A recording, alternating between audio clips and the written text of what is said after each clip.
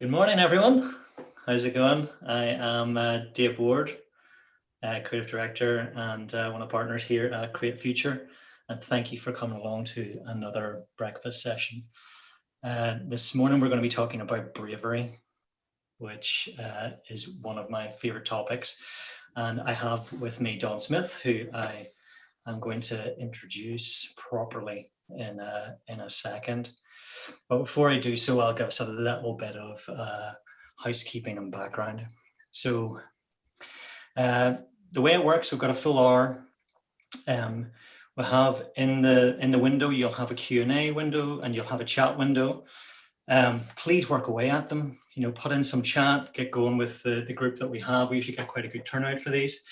And the Q&A is really important. So at midway point and at the end, I'm going to be taking some of your questions and asking Don and getting his feedback. So please do put in some questions, and as we go, and I'll try and prompt you. A little bit of a prompt for next month. We actually already have our speaker lined up for next month, who is the fantastic Hilary Knight. So she is the Director of Digital at the Tate. I've known Hilary for a number of years. We did Film4.com together years and years ago, and it's not surprising that she has absolutely excelled in her career. So now, as a senior digital leader and director for one of the great British institutions, she's experienced in delivering digital strategy, but also creating huge multi-platform projects and reaching audiences at scale. And I'll be really excited to talk to her about the Tate itself, how it works as a physical entity, how it expands its reach as a digital one, and of course the environment that we're in currently, how that has accelerated that. So it should be a really interesting chat. A little bit about ourselves, if you don't know CreateFuture. So CreateFuture are a design and innovation company, and we work in areas of proposition and brand and experience. And we believe that the people are key. Without healthy, happy, and confident teams, you cannot make change happen. And so that's why the topic today is so important to me, to CreateFuture, how we create confidence in teams and encourage brave, bold, new ideas. And in our experience, bravery needs to live throughout the organization, from the person who originates an idea that often gets the most focus, to the leaders who supported it, to the team that coalesced and pushed it forward, and the business or organization that not only set the challenge, but created and nurtured the environment where it would happen. It takes a group of brave people to make change happen. But somewhere in there was one or many change makers, as we call them. So these bold, confident people that love uncertainty and are happy to step into uncharted territory. I always loved the old Apple ad, "Here's to the crazy ones," which summed it up perfectly for me. So if you haven't heard it before, I'll do a little excerpt. So here's to the crazy ones, the misfits, the rebels, the troublemakers, the round pegs in the square holes, the ones who see things differently. They're not fond of rules. You can quote them, disagree with them, glorify them or vilify them, but the only thing you can't do is ignore them, because they change things. They push the human race forward. And while some may see them as the crazy ones, we see genius. Because the ones who are crazy enough to think that they can change the world are the ones that do. Don is my old creative director. I worked with him for many years, and he's one of the bravest people I know. In the time working with him, he never seemed to see the restrictions. You would never see or hear Don say, "Oh, I don't know if we can do that. What if someone says?" And when something went wrong, he was always ready to move quickly on to the next one and never to rest in the things that didn't happen. And it's that mindset that I believe created a team that felt that they were invincible. And we wanted to take on the world from our small, at the time, studio in Edinburgh, which then grew to much bigger and better things. So Don's career has taken him from the world of advertising to becoming an inventor. And many people have differing views on Don, a bit like the crazy ones. But the one thing that everyone agrees on is that Don is brave. So I've asked him in today to get his take on that. And Don, I'm wondering if you could just start by giving us a little intro to your career, and specifically I'm trying to understand, were there experiences that maybe molded you along the way? Thank you for that, Dave. You're speaking at my funeral, by the way. After that, all right, I'll give you a little bit of the potted history then, because I'd rather we started to get to the point where we riff on the nature of bravery. So I started my career in advertising. I always wanted to be an art director. I really wasn't very good at it, but I wanted to be good at it, so that I've always been inclined to push myself to do the things that I don't think I'm capable of doing. I always wanted to be the creative director. Just ambition, ego, those early days, and I got to that point. And I think what's interesting is when you reach a point, when you push yourself and you do the brave things to get to the point of ambition, you then ask yourself what's next. So I was very lucky a number of years back to be able to jump from that advertising world into the digital world, and got the opportunity to join Realize as a creative director who knew very little about digital. But thankfully, when I got to Realize, I inherited you, and you knew everything about it, and you made me look good for many years. But together we had a great partnership, and again we had that kind of that connected idealism about taking risks that let us do very well. And I think I got to the point with Realize where I was very lucky, obviously, as many of you will know, that the business was sold, and it gave me a little bit of financial freedom to take a risk and start doing my own thing, because I always wanted to be an inventor. And watching Chitty Chitty Bang Bang too many times as a kid, and also being inspired by good old Elon Musk. So I began life as an inventor and consultant. So I do two things now. I consult, which is sort of in the short term, which kind of pays my bills, and I invent and spin out my own products based on 4 specific areas that I'm passionate about, which are health, energy, environment, and interstellar space travel. And I'll say the first 3, it's based on a hero of mine, Buckminster Fuller, one of the great American inventors, who said that we needed to invent in those first 3 areas to make life sustainable on the planet. And latterly, I got my SpaceX t-shirt on, to invent in interplanetary travel in case we mess up the first 3. So that's kind of what I do these days. My consulting work for quite some time now has been very focused on the Expedia Creative Partnerships team, who I work closely with. And Dave, you and I have known them for years, since I realized a phenomenal team within Expedia. It's an amazing company. I love the values and everything about it, and also there's a hugely creative culture there, a culture of bravery and freedom. So that's what I do right now. And my first invention, which is a very new type of respiratory inhaler, is currently in development, and I can't say too much about that, which is because it's going well. If it wasn't going very well, I could tell you everything. Is that enough about me? I've just had somebody chip in that our rooms match. Yeah, I know. It's a wonder we didn't wear the same t-shirt. With lockdown, by the way, I've never actually been in that room of Don's, and Don hasn't been in this. Yet somehow we've managed to create exactly the same environment, which is quite scary. I know, and the irony is that one of your pictures I got you, and one of my pictures you got me. So and we've both got the maps on the wall. Yeah. There's almost been, if I can break it up into 3 stages, you started in the advertising world, which I want to delve into what that was like, the birth of digital, and almost this move towards product design, and a bit of a hybrid between that marketing, advertising world and product design world, and then now fully into product design and inventing and innovation. To me, there's a risk in each of those. You don't step lightly into the world of advertising, because you're the firing line every day to come up with a concept. To then take a step into the world of digital, whenever, as you say, you didn't have a background in it, and the world was telling you not to, and then to actually go out and be totally exposed as an inventor.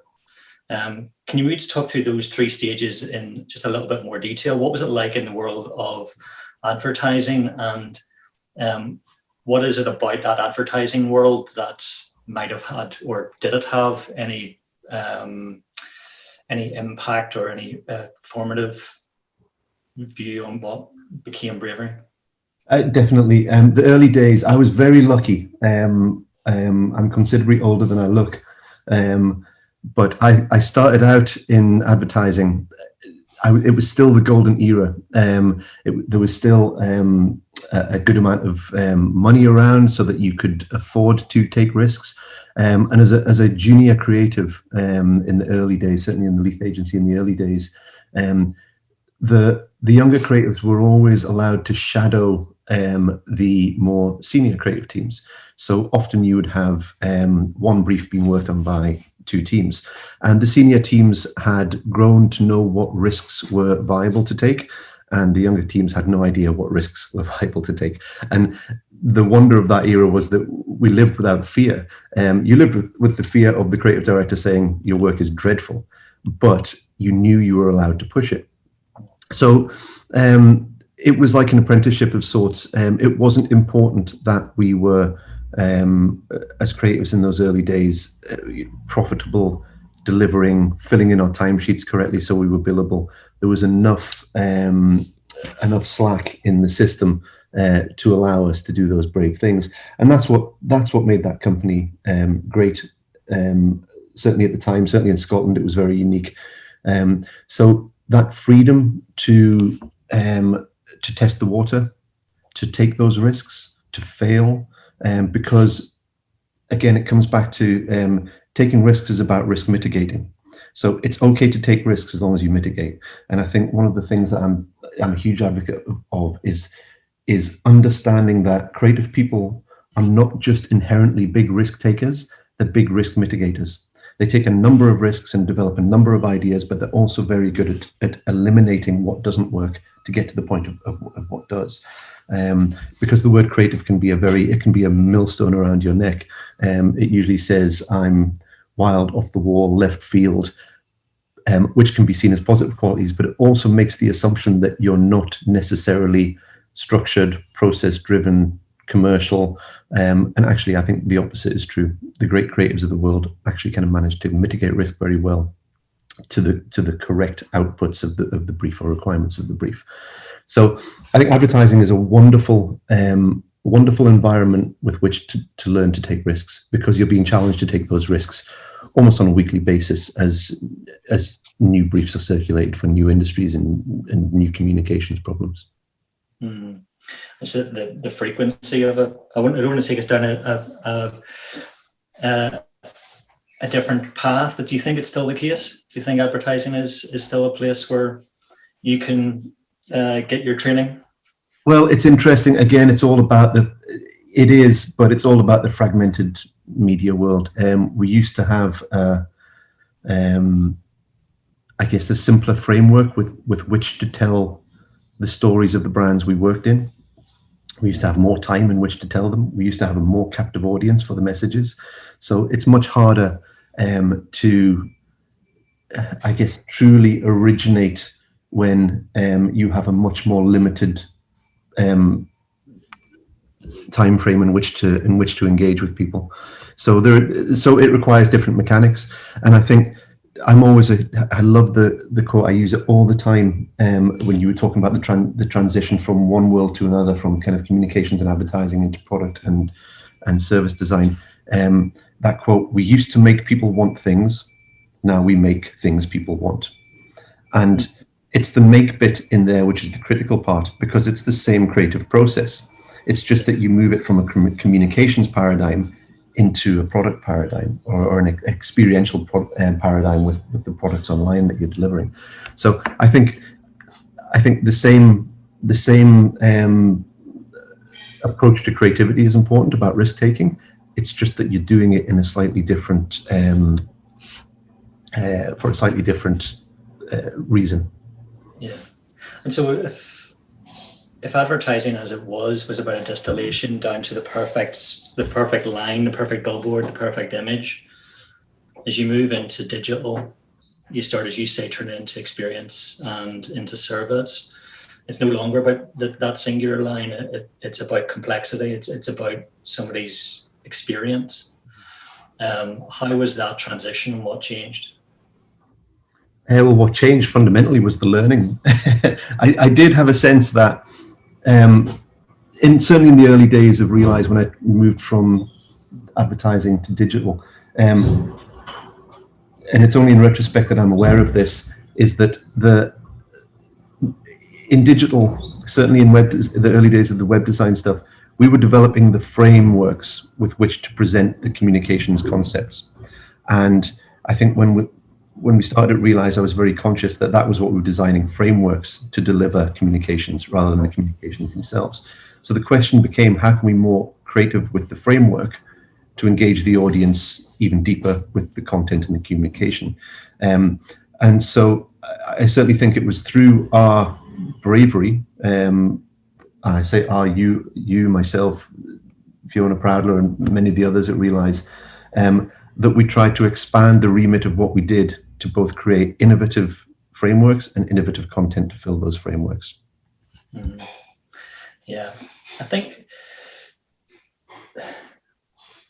often whenever it moves into digital, it's very easy to focus on the science. I think to a certain extent, that's what's happening in advertising as we move towards programmatic and an understanding of the multitude of situations and retargeting and placements, etc. You move away from that singularity of thought. The challenge often then is, as you move towards complexity, is to retain that signal versus noise. Mm-hmm. Is that something that, do you think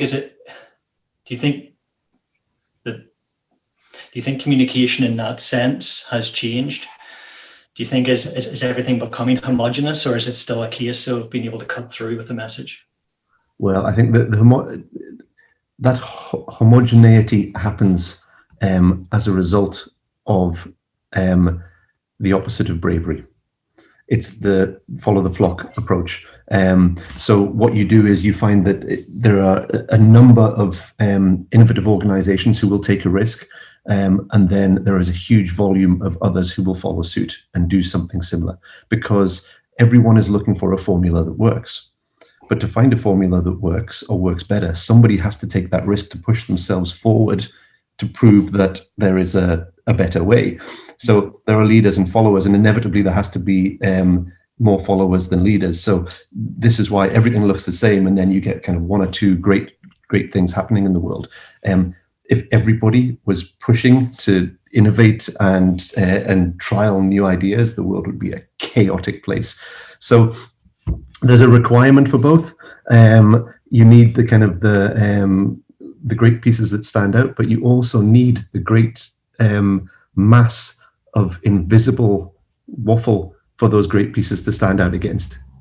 Yeah, but then we also live in a world where people can be inventors on their own.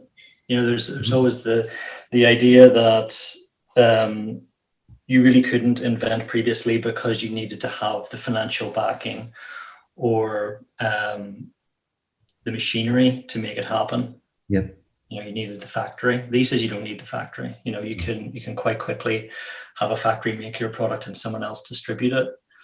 In that final move towards then being an inventor, what was the thinking behind that? And is that something that could only really happen today? I don't think at all. I think that the history is full of garden shed inventors who changed the world because, you know, they saw something that nobody else saw, a problem that nobody else appreciated, and found a way to solve it through all the various fundamental human capabilities for problem solving. I think that it's important not to think of creativity as some God-given inherent talent. We are human beings. We are problem solvers. We are designed to take risks to try and improve our situations. So I think that's a natural. It's a natural intuition. I think where it differs with great inventors is that they are very strong risk mitigators, and they're also able to remove all of the cognitive biases from their approach, including their ego and also their kind of their confirmation bias that what they're doing is right. The skill to be a great creative is to be an exceptionally good evaluator of where value is in either whether it be a communication piece or whether it be a product or service. And fundamentally, that's about understanding the end user, the end audience, and what their needs are. It's one of the reasons I'm a huge fan of the jobs to be done theory that kind of came out of Harvard. That very, very briefly states that it's not just the functional job that you're doing with any type of invention or innovation. It's the functional, emotional, and social aspect that you have to fulfill. And the beauty of that formula is it understands the truth of human beings, that we are doers, we function, we feel deeply, so we kind of feel about the things that we do, and also the things that we do and feel are part of a connected society that we exist within. And when you think about that concept of risk taking and what it is to be a human being, go back to children and children playing. Children playing are taking risks. They're taking risks physically, where they're trying to see how high up the tree they can climb and see how far they can throw the rock. It's all learning to test their own limits. They're taking risks emotionally in terms of the kind of the relationships they have with friends and whether or not they can be where their place is within the hierarchy. And also socially, they're taking risks within a social group. Look at children in the playground and how they start to come together socially and how the behavior changes once they've taken the risk to engage with other children. They're constantly learning, constantly developing by pushing their limits and testing their limits and learning from them. So it's all part of being a human being. And just going back to that, what I was saying earlier about the fact that not everyone and not everything takes risks. Much of that is because as we grow, as we go through school, as we leave school, we become very alert to the consequences of taking risks in life. Don't fail. You can't fail your exams. You have to get into university. You have to get a job. All these things are pressures and stresses that we fear failure. And it comes back to the Kahneman's prospect theory work that our greatest fear is failure, and that inhibits our attempts to do things that may be successful, because our primary goal is do not fail. And when you remove that from your approach in life and you realize that failure is not Churchill says failure is not finite and it's not the end. There's a great quote, I'm not doing justice, but once you realize it's okay to fail, you realize that you can kind of progress and develop and get things right. Sorry, that was a bit of a rant, but you believe in that then, that bravery is not something that you're born with? Can you make somebody brave? I think we all have a degree of bravery. I think we all have an inherent ability to take risks and problem solve.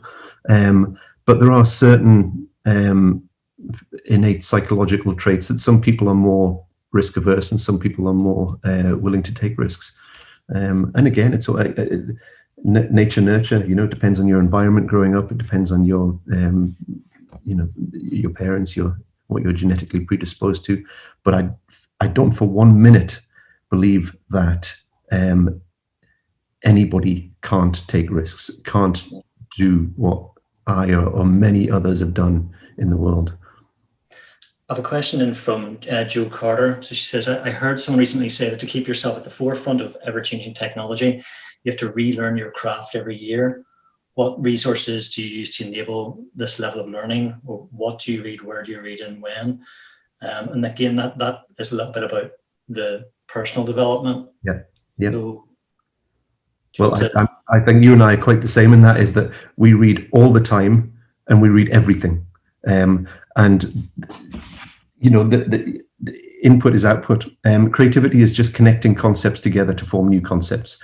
The more input, the better the output. The more you know about things, the things that you're, the problems you're trying to solve, the better your solutions to those will be.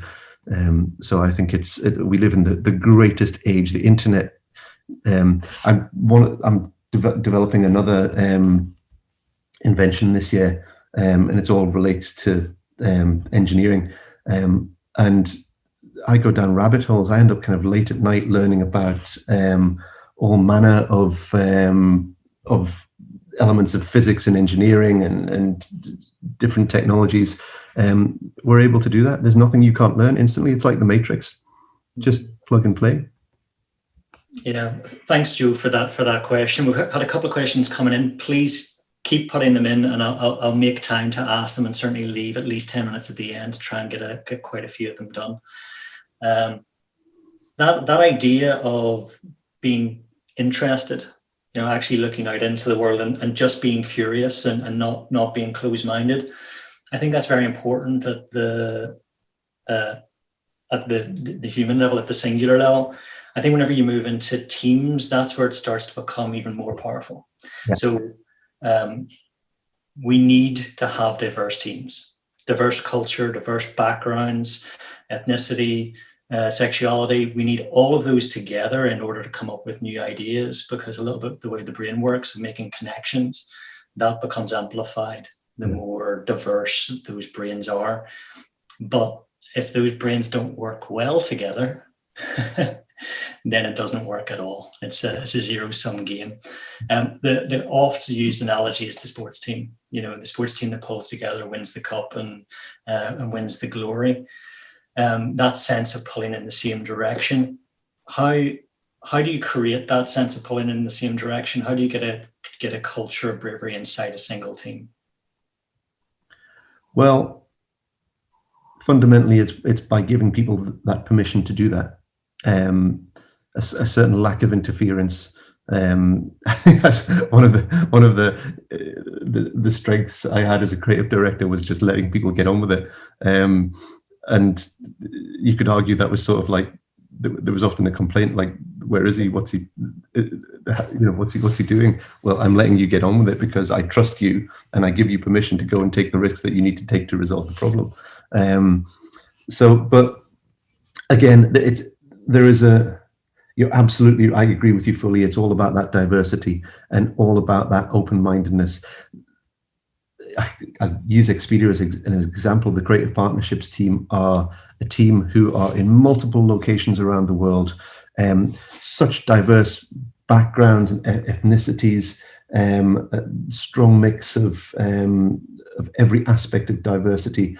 And there's this inherent mutual respect that everybody has for each other that allows for that collaboration. And that's fundamentally down to the leadership, giving that permission and encouraging that collaboration. There is a sense of collective achievement when they take risks and it goes well, and there's a sense of collective consolation if we take a risk and it doesn't work the way we want it to. So I always think that the sort of level of risks you take in a team relate to the perceived consequences.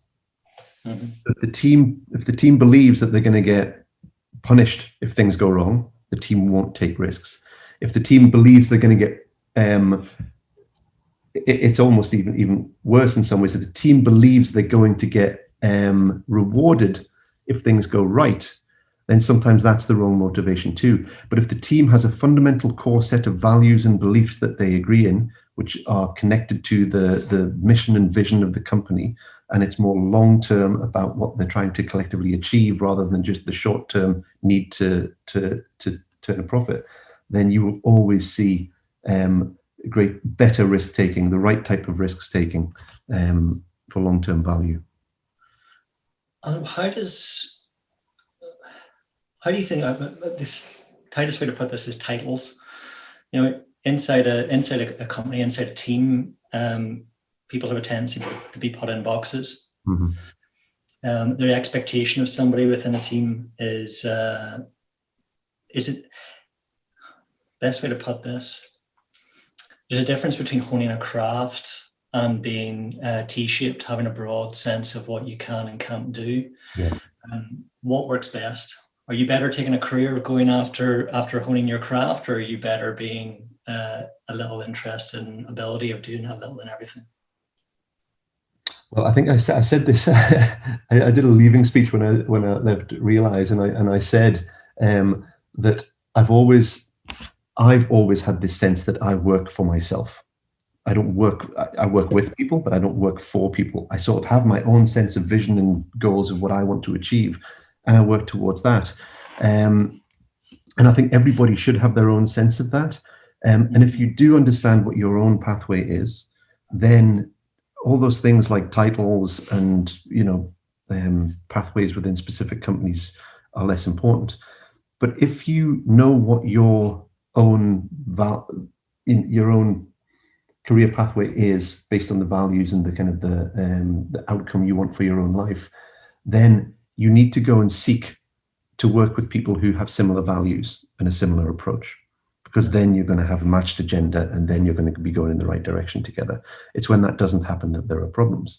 And in terms of the title thing, I've always felt it's utterly irrelevant. And I felt that point where, I was always, when I was younger, I was desperate to be creative director, desperate to have the title, because I thought it was, that was the horizon, the goal. And then when I got it, the day I got it, I still had to do the same thing as the day before I got it, and it didn't mean much. And to use a parallel, when you and I met, and you were a senior designer at Realize, you were creative director. You were a creative director. You were capable. You knew what you wanted to do. You knew the pathway you were going on, and so. I kind of had to fight the hierarchical structure, because there was a sort of, well, you have to be, first of all, you have to be senior designer, then you have to be deputy, then you have to kind of, and you either do the job or you don't. So, just made you creative director, and then you acted like creative director, and then the title didn't matter, and you just did the work. So titles are just irrelevant, really. It's about the character of the individuals, and a bit of self-belief as well. What about that sense though of that sports team analogy again, of the striker, the selfish striker versus the team that pulls together? Is there how important is a sense of what you're doing as a team, of your values or your purpose as a team? It's critical. It's critical, and everybody contributes their own individual thing. But this is where you share the glory. I say it again about Expedia. When one of the team does something great, the rest of the team celebrate it. It has to be a shared sense of victory, and it should be. No, if the egos get in the way and the I did that, I achieved that, is centralized in one position, you have to remove that. Egos are dangerous things, and actually the best creative teams, the egos aren't there, I think. And I mean, we've worked in a world where we had clients, and I have a question here from Gareth Edwards, who you might know, who has asked, how important are clients in reinforcing your bravery? Do you or should you pick and choose your clients based on their appetite for the new? Yes, you should. You absolutely should. And you should do that with your clients. You should do it with your bosses as well. You should ask yourself the question, what are the incentives of my leader? Because if your leader's incentive is related to a short-term reward structure, then the chances of you being able to kind of break new ground and take big risks are diminished. If your leader's incentives are attached to long-term exponential growth based on a set of values, your ability to take risks will be high. Very much so. And that idea, I mean, in my career, I've always looked for the change maker in the client side, because I found that was the single greatest differentiator between something happening and not happening. If you have worked in that in an agency side, you have a drawer full of ideas that never made it. And 5-10 years later, now it might not have been the right time, it may not be not the right answer to the brief that was there, but 5-10 years down the line, you'll see that idea pop up and someone else has done it, and there's nothing more hurtful. But the single greatest thing that makes it happen is whenever you find a kindred spirit on both sides. So if the client holds the brief and you're there trying to come up with a solution to it, how well written a brief is doesn't really matter. It's about the connection between you and the client, or you and your partner on the other side. What do you think makes a great change maker on the client side? Um, well, again, it's openness. It's one of those kind of psychological traits. Some people are very open-minded, and some people open-minded to change, embrace it and accept it. Some don't like it; it's uncomfortable. And when you find those people who are open to it, and you're open to it, there's this sort of magical connection that happens that just ends up, and you're testament to that, Dave. The clients you're working with. Look at Hillary, who you're speaking to next. You do great things together. It bonds you in a way that is magical, that returns again and again. And the more that you connect to each other, the more you know each other, the more you feel comfortable taking risks together. So there's a huge human aspect to just the experience of collaborating to try and improve things and make things better. And that's why, again, the CreateFuture model is wonderful, because you engage the client in a way that agencies of the past have never done. It used to be the case an account handler takes the brief, takes it away, magic happens that you never get to see and never get to be involved with, and then we come back and tell you how great we are and the amazing thing we've done. When that client shares that experience, they have a greater sense of value in the output, and therefore the outcome, and therefore there's a much greater chance of that actually kind of seeing the light of day, because there's a shared sense of ownership. Yeah, I actually fundamentally believe that the concept of agency needs to go away. Yeah. If you look at the etymology of the word agency, you're an agent on behalf of somebody else. It's wrong. Yeah. You should be working in collaboration. As you mentioned there, all of the best work came from working in collaboration with a team, forming one team. Mm-hmm. The best compliment I've ever gotten from CreateFuture is whenever someone says that you've been a catalyst.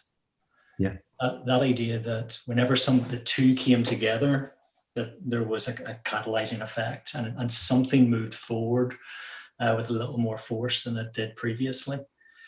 And that is something, that ability to give each other confidence, and that flywheel principle that you're moving forward, is probably the most important thing in my view. Especially as businesses realize that they need to be agents for their own change, and that they have the capability, the capacity, and the brains inside to do it. If anything, I think the role I believe of a business like ours, a design and innovation company, is to try and bring that change, to bring that confidence with us whenever we sit down and work through a brief. Yeah, I agree. And it just dawned on me there that the way you work, you're like the Penn and Teller of the agency world. You go in and show the clients how the magic's done, so that they understand it, they feel more comfortable with it, and they're able to then attempt to do it themselves.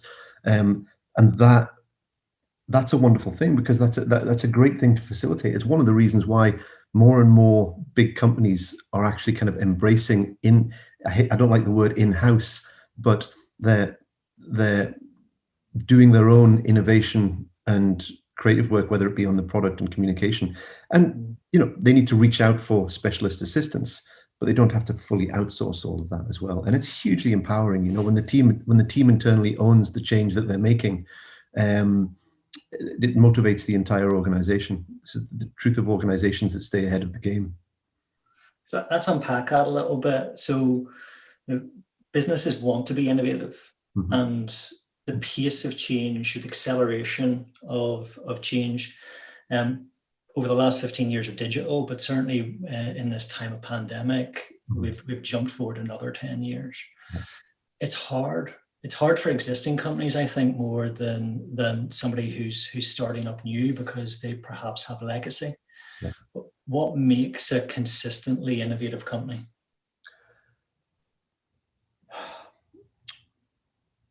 Well, it's unpacking it. It's important to understand what innovation is. So innovation and invention are two different things. Innovation is fundamentally about the improvements to the component parts of a system. Everything is a system. A business is a system. So to innovate, if you're innovating in terms of car design, a new type of gearbox is an innovation. A new type of drivetrain is an innovation. New type of airbags and innovation, but the system itself remains the same. And quite often, when a system is faced with a multitude of other systems that are basically the same, and the competition becomes very difficult, what you have to do is invent, and that means kind of creating a new system altogether. And the fear of creating a new system is that it makes the previous system redundant. So I think there's a reason why a lot of companies don't do incremental innovation, so business as usual innovation. They don't push as far as they could to be fully disruptive, because that would mean everything that they've done before becomes less relevant. And so I think that the antidote to that is to realize that by doing the innovation and reinvention of an organization and a system in parallel, means that if I always use the kind of example of Tinder and Match.com. Tinder created a new, simpler system. Match.com was a great, big, clunky system. They innovated. They were great at innovating all these different elements, but then a new system came along and completely disrupted. And what they should have been doing was reinventing themselves internally at the same time. Because what you can do when you reinvent is you can put new systems out in beta, you can test the water, you can grow, and you can allow a new system to grow while the old system slightly atrophies, and you put the resources of the old system into the new. And that's the way to grow. And it's the fear of kind of sudden change that stops organization from making big changes, is because you go, if we create a new system, everything that we're already kind of doing becomes suddenly redundant. And it doesn't have to become suddenly redundant. You transition, you move fluidly from one state to another. And I think the businesses that develop and grow are aware of that and are less fearful that in 3 years' time, they may not be the same company that they were 3 years ago.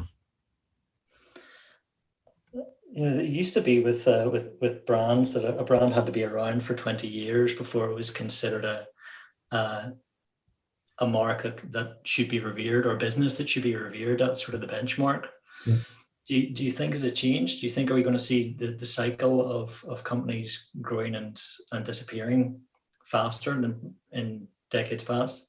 Absolutely, because again, it's branding used to be about making people want things, and now we make things people want. I don't really watch normal TV. I'm too busy reading the books to kind of get the knowledge to try and invent.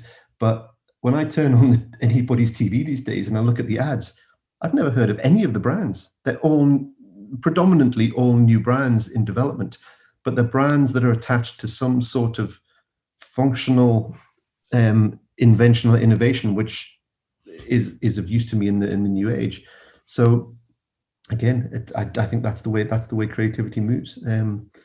Deliver better products rather than better communications about the products. Brilliant.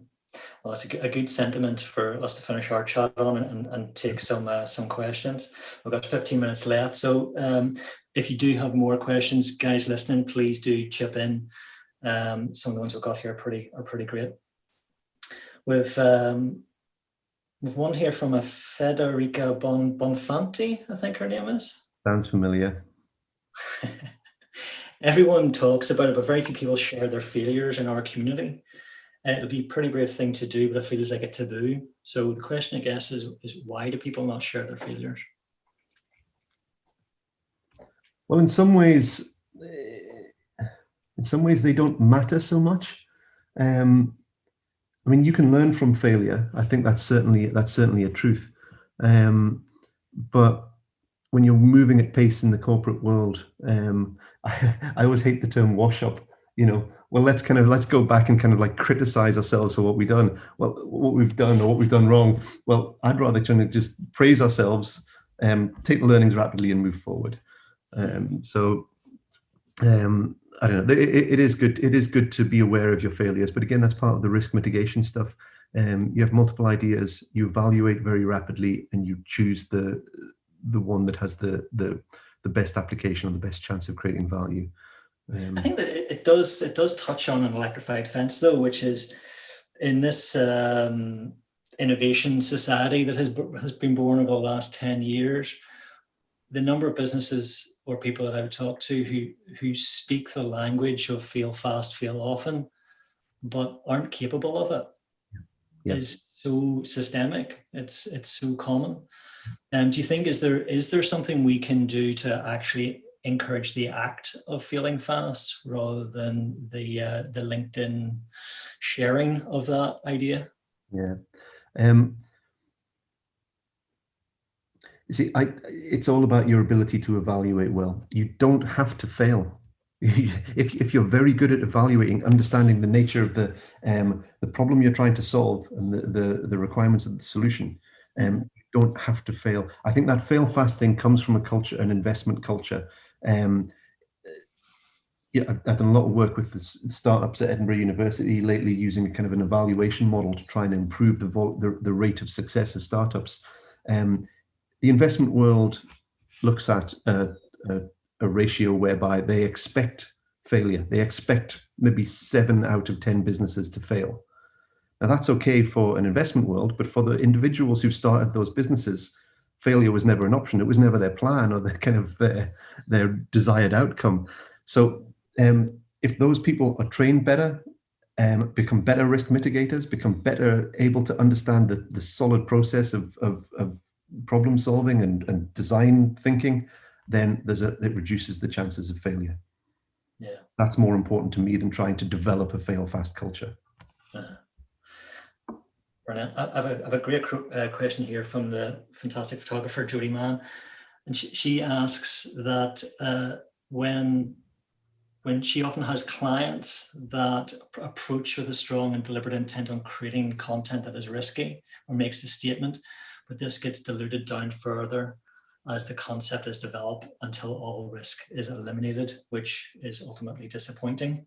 This echo chamber of views, how do you make sure that you protect what is different as it goes through decision making? Well, it's death by 1,000 cuts, isn't it? And that, once your idea goes into the committee will choose the thing that nobody is offended by. So it's a very difficult one. Choose the clients well. That's the answer. I would say there's a little bit in here of, I've always found it's two sides. One is that you have to spend the time to get everyone aligned on the strategy and get the strategy as simple as the execution. Yeah. So are we all agreed that this is the single-minded thing that we need to achieve? Yeah. Therefore, this is the single-minded thing that's going to achieve that question. Yeah. The other thing that I've always found is that while it's a team that are going to have the confidence to deliver the outcome, people buy into the person that's going to lead that team. And that person has to say, okay, I'm going to make sure that this works. It doesn't exist yet. It's a sketch. It's a seed of an idea, but a seed of an idea is something which can be squashed instantly. So as long as you're able to point to the problem statement and hold on tight and say, look, please believe in me, this is the answer that's going to work, you've got more chance of getting through the mill. But yeah, as we said earlier on, with that drawer of never realized ideas, 99 out of 100 are going to get killed.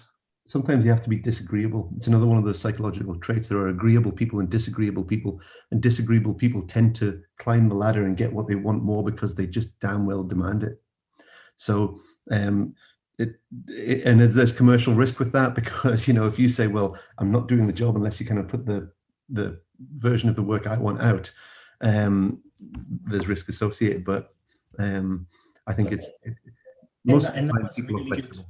And that is a really good, really interesting topic, which is, being disagreeable.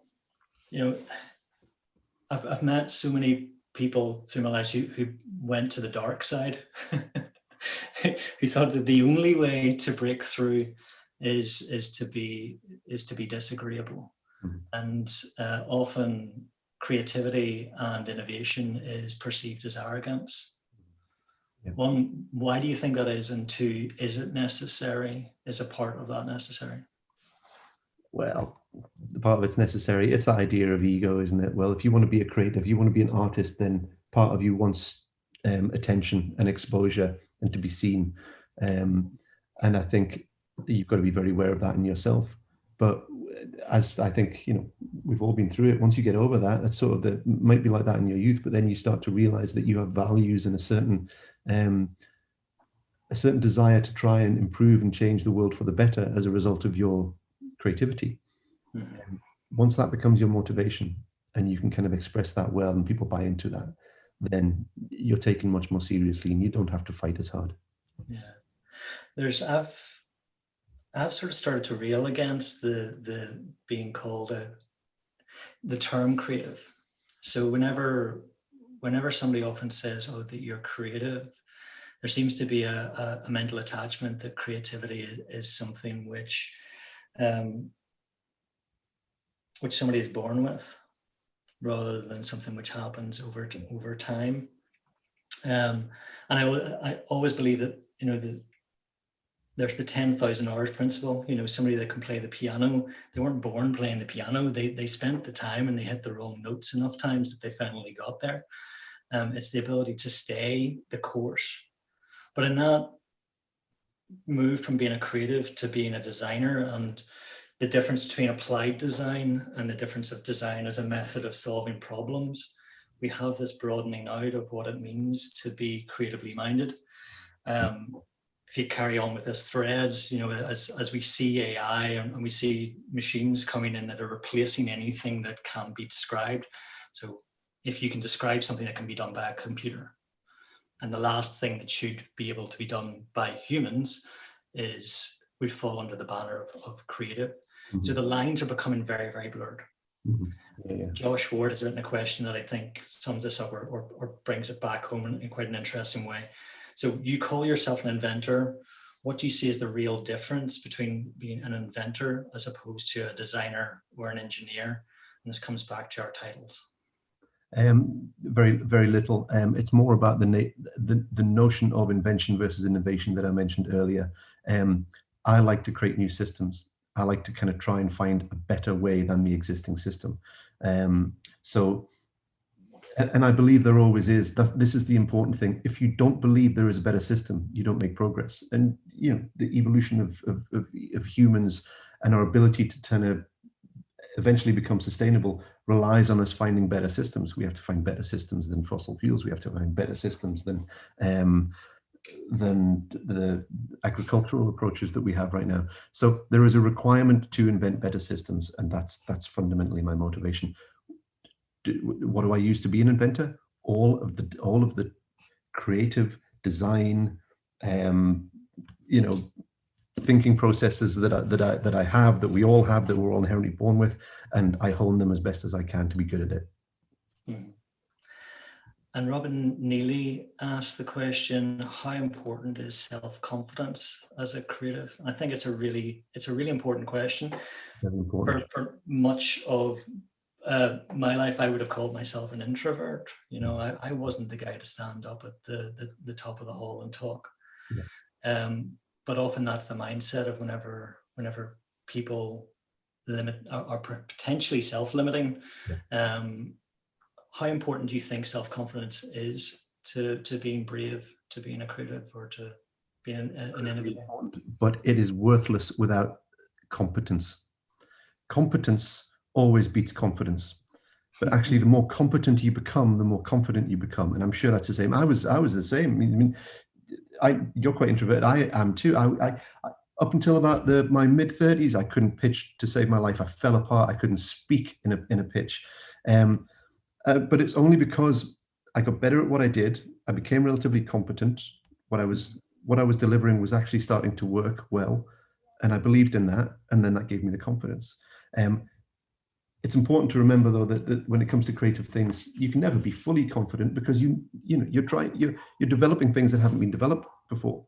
There's always a sense of the unknown, but if you've done it before and you've proven that you can do it again, you can have confidence that there is the greatest chance that you'll be successful. So, confidence without competence doesn't mean much. And we all know confident people who are kind of actually incompetent. And it's great politicians do that. Look at the incompetent people that get into power through this articulation of confidence and self-belief. Yeah, it's baseless. Yeah, it's the ability to sustain. Resilience is more important than confidence. Absolutely. It's the difference between the one-hit wonder, having a hit single, and the Madonnas of the world that last for a very, very long time, have the ability to reinvent. That idea of when you pitch an idea or you present an idea, you have to bear a little bit of yourself. You have to bear a little bit of your soul, because you're asking somebody to believe in you. Yeah. So whenever it gets knocked back, you take a knock. Yeah. Yeah. But the ability to get back up again is the defining factor, not your bravery in the first place. There's a Rocky quote in there, Dave. There is, isn't there? I have a question in from Melissa McHale. So, being in a small team in-house as the only graphic designer, what advice would you give for people who are looking for inspiration without feeling they're replicating the same things all the time? 2 brilliant points in there, so that whenever you don't have a team of people around you, how do you give yourself that ability to get back up and that confidence? And the second is that we're surrounded by so much input, yet everything looks the same. Yeah. So well, the thing for that lone in-house designer thing, you are not the only one in that organization who wants to make change. Go and find those people. Go and find the colleagues. They may not have design skills, but they want to do what you want to do. Find groups, create subgroups. Don't ask permission to be innovative. Ask forgiveness if you do something, and it's not liked. You're never the only one in an organization who wants to do that stuff. But if you are, go and look for the important problems to solve. Yeah. And Liz Barrow asks, what advice or methods would you give to champion change with teams inherently caught in a "this is how we have always done things and it's worked in the past" mindset? I would add to that, there's almost never been a case where we've pitched an idea that they haven't said we've tried that in the past and it didn't work. So how do you combat, or how do you go up against that "this is how we've always done things" mindset? Well, the problem there is not you. The problem is the mindset of others. I see changing people, changing the mindset of people. That's harder than being innovative or inventive any day. And quite often, it's just not. It more often than not, it's hard to change somebody who doesn't want to take risks into somebody who does want to take risks. So it's very difficult. I mean, I always think you have to be very honest with yourself about the position you're in and whether or not you're able to take the risks and be creative in the way that you want to. Mm-hmm. But if you really want to, then I think utilizing the best possible examples that you can get of where bravery has had positive results and outcomes, you need to evidence the fact that it works. You even need to use other people's examples of work to justify what you're trying to achieve. Yeah. Going back to that half strategist, half creative, that risk mitigation. Yeah. You need to be able to fight your case to say, no, this is the right choice to move forward with. Yeah. And remember, when you're presenting as well, when you're trying to kind of get people to accept something different, don't just point out the functional reason why. Think about that functional, emotional, and social positive outcomes as well. Because quite often, the emotional aspect of it and the social aspect, I've had clients in the past who we've pushed to take a big risk, and they were so against the creative work.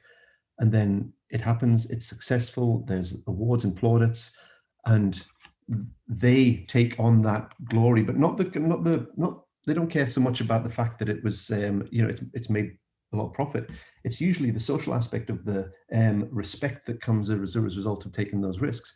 Think about the best case scenario about how your stakeholder will be revered for being a risk taker, a positive risk taker. It's often a good motivation. Brilliant. Well, Don, thank you so much for your time this morning. It was a really great chat, and hopefully everyone that has come along has enjoyed it as well. And just a reminder, we have the fantastic Hillary Knight from the Tate on the last Friday of every month. We do one of these talks, and the link to sign up for that is in the chat now. So please do get in there and reserve your seat and spread the word. We've been doing these since I think November now. There's a back catalogue up there on YouTube if you want to go and check them out. But it just leaves me to say thank you very much for turning up, and most of all, thanks for Dawn for giving us time. Thank you. Thanks, everyone. Okay. Bye now. Have a great Friday.